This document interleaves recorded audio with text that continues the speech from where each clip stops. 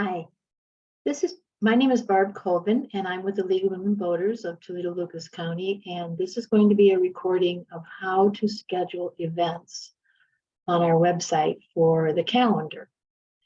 And so to begin with, I am going to share my screen and go over the different types of events that we have from the website.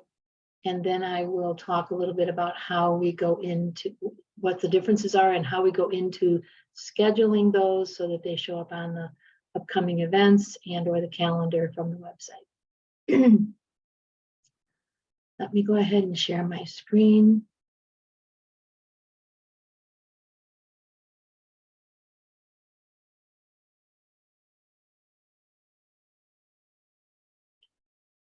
First of all, the variety, okay, let's expand this a little bit. That's better. I could reduce it down so you can kind of see a little bit more about what's going on. There are different types of events, and the single event is an event that is oftentimes recurring, but not necessarily. But by the nature of what you are doing, it kind of speaks to being recurring. It's usually the same time, it's the same location, maybe has different dates. So there's some examples that I have here on this column of what those types of recurring events are, and or why they're set up as single events in the on the website. First Wednesday and Jail Voter Reg and the Observers, they all meet pretty much at the same place, the same time in the month, but just different dates, and they're in person. Whereas our website committee and our communications committee and some of the other types of committees, they meet on Zoom every month or every 2 weeks or whatever the frequency is, but it's the same. We're actually using the same Zoom link, and so that's something that would show up under a single event. And basically we create the event, it's a single event, and then we just basically add the dates or update the dates. As those dates pass, we add more on. The second category is a quick event. A quick event is usually a one-time event that might have the same time every month, but it has a different location. It could have different dates, and it has variable content. So you've got a variety of pieces of information here. The different locations and the variety of variable content are two things that make it a quick event.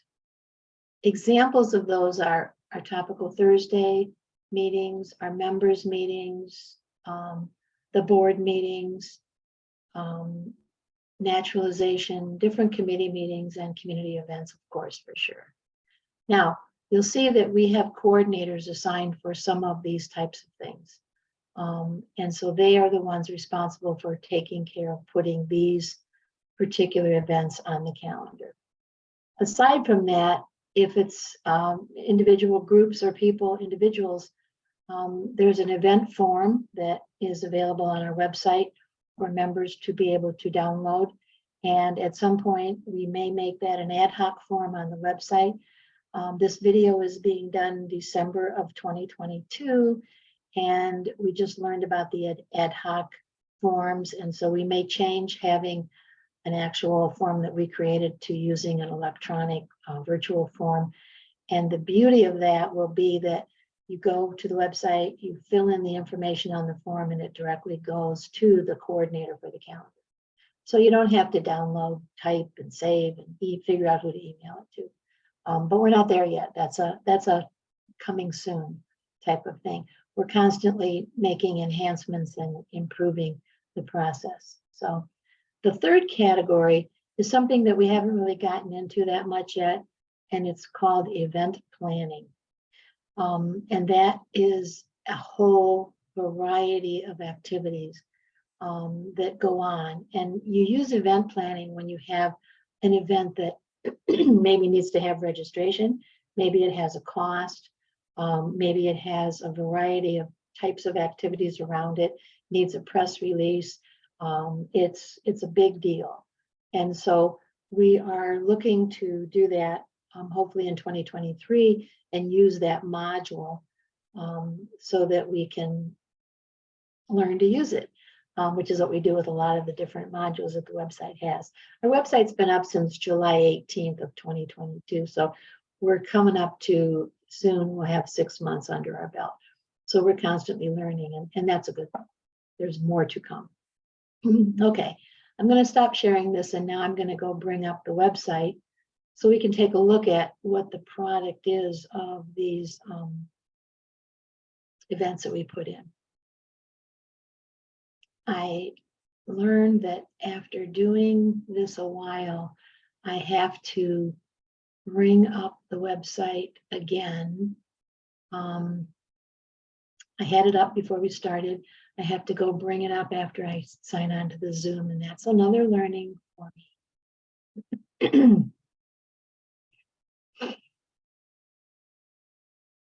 So let me bring up the website here so you can see.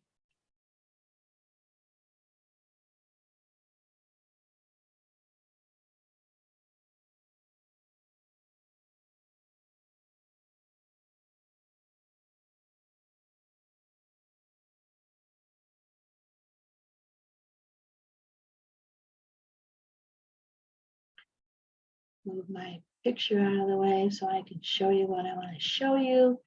And here we have the website as it comes up for people who log in from the public or the outside, the community.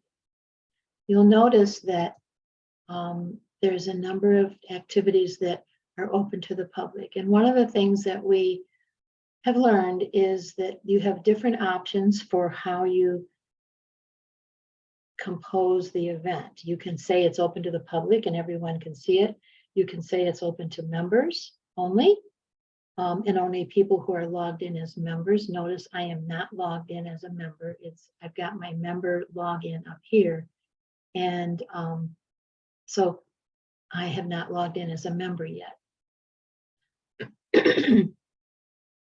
And then there's another thing that we just learned about, which is open to the public, but only the members can get details. And we'll talk a little bit about that in a minute. But first I want to go and show you what it looks like when you log in as a member. A couple things you won't see on here are committee meetings that we're having.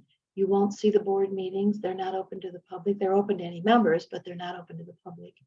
But you do see the general members meeting, which is January 16th. And here you can see the topic.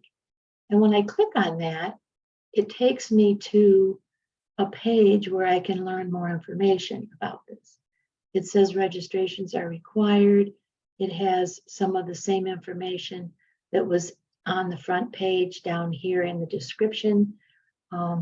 And it gives you the link that you have to use to go to register for this meeting. It's a Zoom meeting. So let's go back and take a look at what happens when I log in as a member. So I'm going to log in here as a member. And now, oops, I need to go to the home page. Okay. So now we see that some of the same things are here. And yet here's another thing that is the board meeting, and there's a website committee meeting along with the general members meeting. And so that's a feature for being a member and being logged in. Now, one of the things that happens with this is, let's take the website committee. That's a Zoom meeting. And if I'm a member of that committee, whether I'm a member or not, a member can go and click on this. And then here's the Zoom link that you can use to basically get onto that meeting call. That's the beauty of setting this up, where you can include, if it's a Zoom like this, you can put the Zoom link here. And I don't have to worry about keeping track of all those emails. I just go to the calendar and I can click on it from there. So that's one of the things that happens. It tells us when the meetings are. It talks about when we meet, and we basically work on the website. So that's the beauty of this calendar. You can put a lot of things with it that help members not have to keep track of other things themselves. Okay. So that's basically what I wanted to share about the home page. Now let's go to look at what it looks like if I'm going to schedule events. So in order for a person to be able to do that, they have to be a coordinator with that function. And once they are assigned that function by the administrators for the website, and the webmaster is Janet Lyon and Jim Hill, although there are a number of us who are also administrators, but they're the webmasters. So once you have that assigned, you'll see up here next to your name after you log in, you'll see a control panel. And this control panel, if you click on it, then will take you to a page, and depending on what you are assigned, you may not see all of this, but you will have some of these things here. And what we are going to click on is website. That's the menu at the top. There's people, website, money, league, communications, and support. I'm going to click on website. Then we're going to go down to events. Part of the reason I use that terminology is that that's what you need to know to look for. So we call them events on the calendar. So when I do that, I go back, I come up with a page like this. And if I hit search, it shows me all of the events that we have currently on the calendar. Now, remember I talked about the single events or single activity? Should have probably rephrased that as single activity. These are all of the single activity items that we have on the calendar. They kind of fall further down the list, although there are some up here. And then you have your quick event, which is right here. I'm going to make a note to change my form to have it read single activity instead of single active event. I like to make it be consistent. Okay. So this we are going to pick what we're going to do. And so what I'm going to do, first I want to take a look at, okay. So I'm not going to delete single activities as a rule because they're going to probably be recurring. And these were just created the other day for next year. And so they are in the future. Let me see if I have anything in here that is historical. Doesn't look like I do. So I'm going to create a quick event, and we're going to set it up to have it happen, well, let's say today at a time frame that will, go away shortly. And that way I can go back and I probably can delete it even if it's the future. So let's go up and let me just go over these other icons at least. Once an event is created, and there is one that I have to make a revision to, it's the one on January 16th, where we are having a members meeting, and it needs to be updated. So whenever I want to update an already existing event, I click on this pencil. This pencil says edit. If I wanted to make another copy of that event, I can click on this item here and create a duplicate event. Let's say I wanted to have two events and I just wanted to change information in them. I could do that. That's possible. I don't use this share event. Once I'm done with an event, I will basically delete it. And that's when I click on this archive/delete button. And then this item here is to reset the event. I haven't used that either. Not sure what all that does, but that's what that's there for. So let's go up and create a quick event. So I'm going to click on add, and it has event, quick event, or notification. So I'm going to click on a quick event. And when I do that, And those of you that have used the calendar form in the past, that form was put together to accommodate the flow of this page. So we're going to put in a title, test session happening today. There's a category here that I need to fill out. And if it's a committee meeting, I click on that. If it's a community event, I click on that. It's part of education, election related. So these are basically different types of things. I'm going to make this an LTV TLC events. I'm making myself a note because I want to go back to the calendar and show you how these display on the calendar itself once we're done. So do that so you can see it. Then the visibility. Here's where we can decide, is it visible to everyone? Is it visible to everyone with details for members only? Is it visible to members only? And I can, whatever I put on here is what it will do then. So if I click visible to everyone with details for members only, this will show up to the public, but they won't be able to go in. And if it has a Zoom attached, they won't be able to go in and use the Zoom unless they're a member. Mobile channel, I don't do anything with. Here I can change who the event contact is. So let's say that this event contact is going to be for Darcy Yates. So I type in her name and it brings up this, and then I click search and Darcy Yates's name comes up. She's a member of the league. Click on this and then hit select. And when I do that, it puts Darcy Yates's name in there. Now, if I want to show on this event, if I want to show Darcy Yates's email, I can answer one of these three questions. No, I can show it for everyone, or I can only show it for members. Okay, so let's go in and we're going to go back to the home page when we get done to see what this looks like.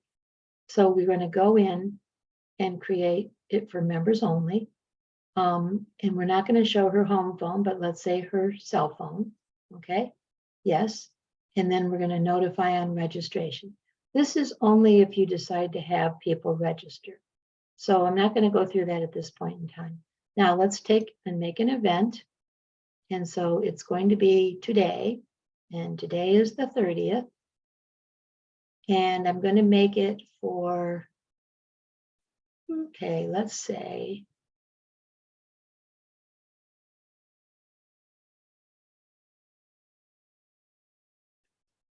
4:30. Let's make it for 4:30 today.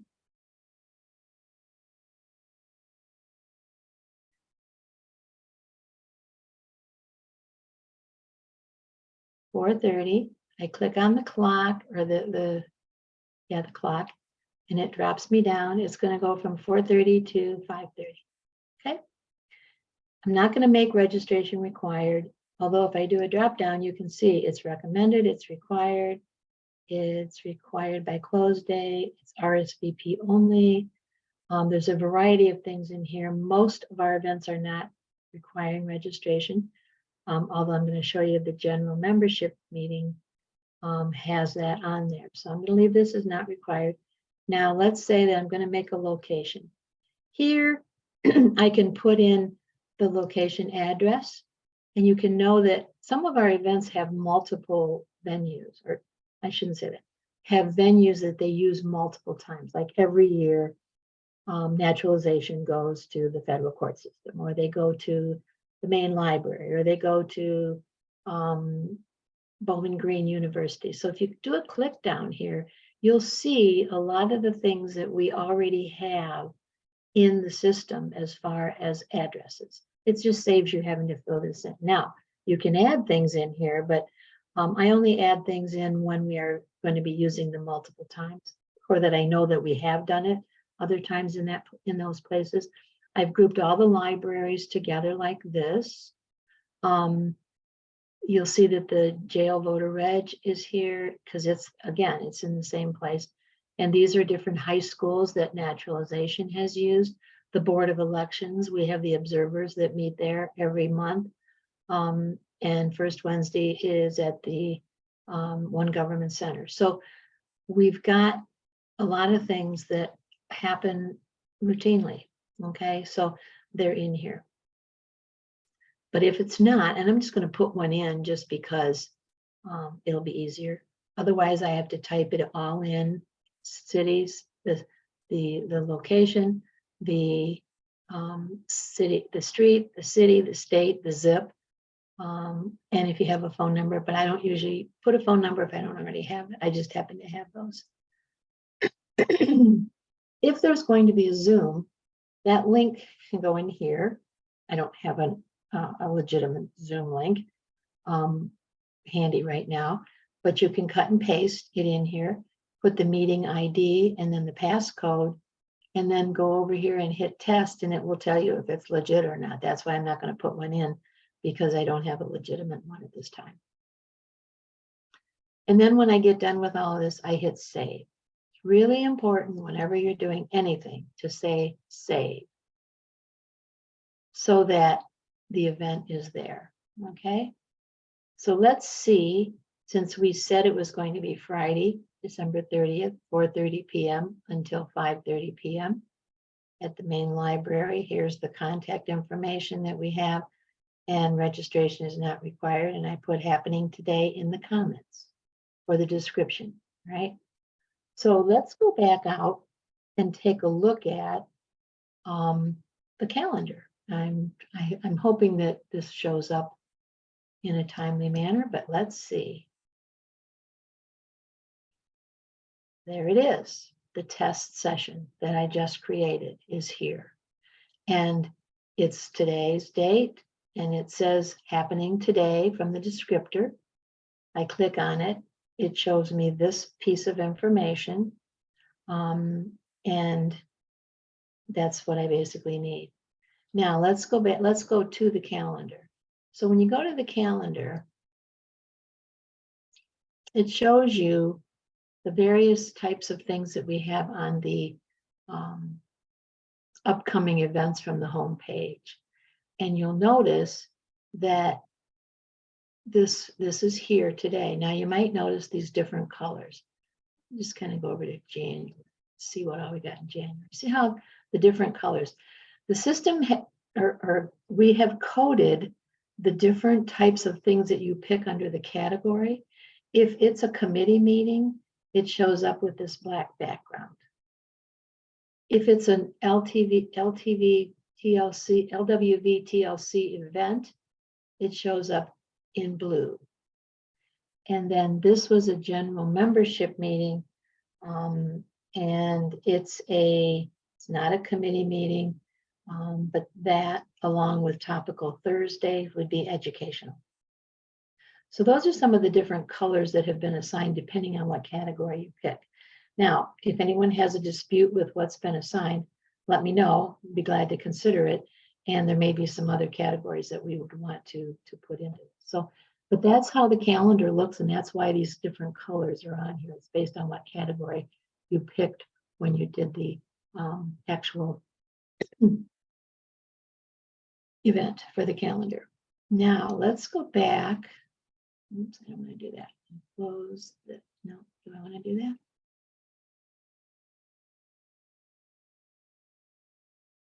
This is where I get messed up now and then. So one of the things that, okay, no, we're gonna continue on. I think I will go back into the control panel.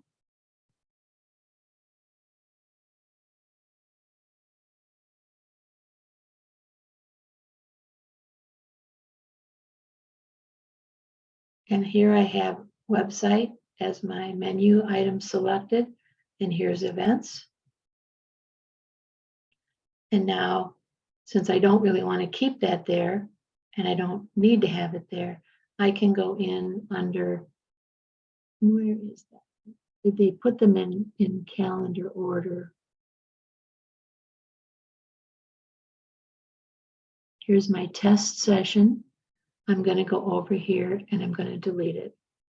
Periodically, I will go in, and if a session is an individual quick event and the date has passed, I delete them from this grouping just because they're not necessary. Since I've been doing a lot of these myself, I feel comfortable doing that. But as other coordinators come on board and start doing some of this, we'll probably have to talk about how do we do that. When I click on trash, it says, it puts it in, the delete is highlighted here, and I have to hit yes, I want to delete this. I'm not sure what the archive item does, and someday we may be deciding to archive things versus just deleting it. But this was a test case, so I don't have that much concern. Okay, now let's go and add a single event, which is basically this one. And when I do that, it looks a little bit the same, but it's not exactly, okay? And so I would keep single there, and I would say, what do I want to call this? And let's just, because this came up, I'm not going to keep this. I'm not going to save this, but I do want to show you the different things that happen with this. You know what? Before I do that, let's go back and take a look at one of the single events, because I want to show you something that I don't want to create a recurring type of thing. Okay, so let's go down here to this single event, which is the board meeting. We're just going to review what's in this. And you get to see a couple of different things. So this is the board meeting that we set up that's going to be starting in January. And you'll see that the title, the short description, that it happens on the second Monday of the month. This shows up on the home page when you look at upcoming events so that people know it's the second Monday, if that was a question. Visible to members only. Not sure why there's no category there. Let me click on this and see what happened with the candidate. Oh, it's got committee meeting, but I guess it didn't show up there. It's a committee meeting.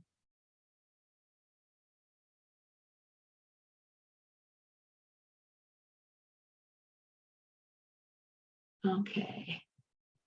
It's visible to members only.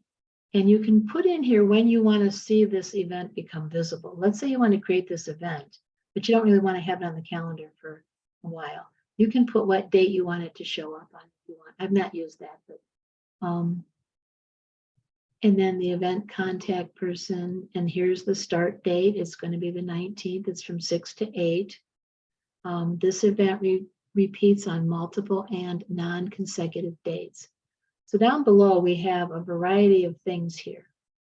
And if you aren't using them, you want to unclick them. Like the event contact is clicked, the description and or rules, the location, it's going to be a Zoom. We aren't using some of these other types of things, so we don't need to have them. If I don't click location, I won't get to put in a Zoom, because Zoom is the location, it's a virtual location. Okay, so the fact that I've done all that, I go over here and I can look at what repeating dates we put in. And once I create a single event, I want to go and put the repeating dates in. So if I click on this, it shows you that I've got, and I basically did that. We added those dates with the same date and time. If I wanted to add more, again, click on the pencil and to edit it, and I can add another date if I want to by just going up here, dropping down the calendar. Let's put one in for May, even though we're not doing it in May. I'll just delete that out. May, and it's the second Monday, so that would be May the 8th. And the time is from 6 p.m. to 8 p.m. Now, you'll notice that the times only go from 6 a.m. to 6 p.m. So what you have to do is you have to pick 8 a.m., put your cursor in between those two, Make sure you don't wipe out the whole thing. Backspace and put a P and then add it. And now it shows up as May 8th from 6 to 8 p.m. on a Monday. And it says this panel is complete, and I'm going to save it. I don't want to save that there though, so I'm going to go and delete it since I just put it in. And I just hit the remove button and it's gone. Now I can save this. If I wanted to change the description that I put in, at the bottom of the event, where do I want to put it? At the bottom, and that's kind of where it went. The event contact is Judy Helsley. I don't think that showed up on that screen though. And the location is the Zoom link. So all of these things can be edited. And as we go, this is kind of how you put that information in. And this is now a recurring single event that will happen. Okay. So let's go back. Sometimes when you go back, it doesn't kind of take you back the way you came, and it would, if all else fails, I just kind of go back up to control panel, or I go to home and it's, I just kind of get out of it and start back over. But that's kind of where we are with doing the recurring events.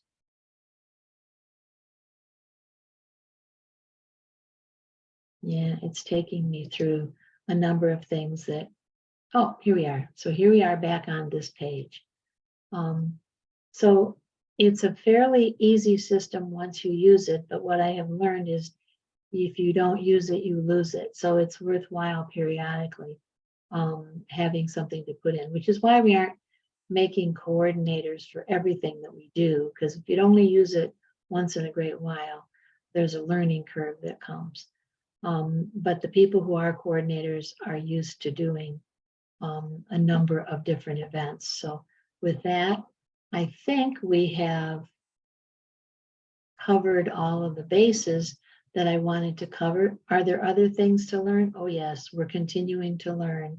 And as we move ahead and do more and more with the website, I think it'll be interesting to see how this looks in another 6 months to a year, because it's been a very useful tool. And I'm really appreciative of anybody and everybody who's willing to take this on and help us with this. It makes a big difference. And so thank you very much.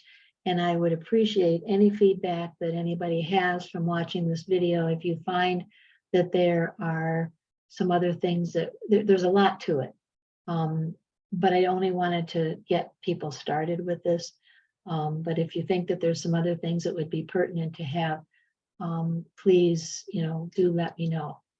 And with that, I'm going to stop the recording. This took about probably a half hour, 35 minutes, which is not too bad. And hopefully I've covered everything that needs to be covered for people to begin using this function. The website has a lot of potential. And the nice thing is that a lot of the icons are used from one module to the other. So once you learn what the icons in the module does, you'll start seeing that in a variety of places. So thank you very much for your attention to this. Again, my name is Barb Colvin with the League of Women Voters of Toledo-Lucas County, and have a good day.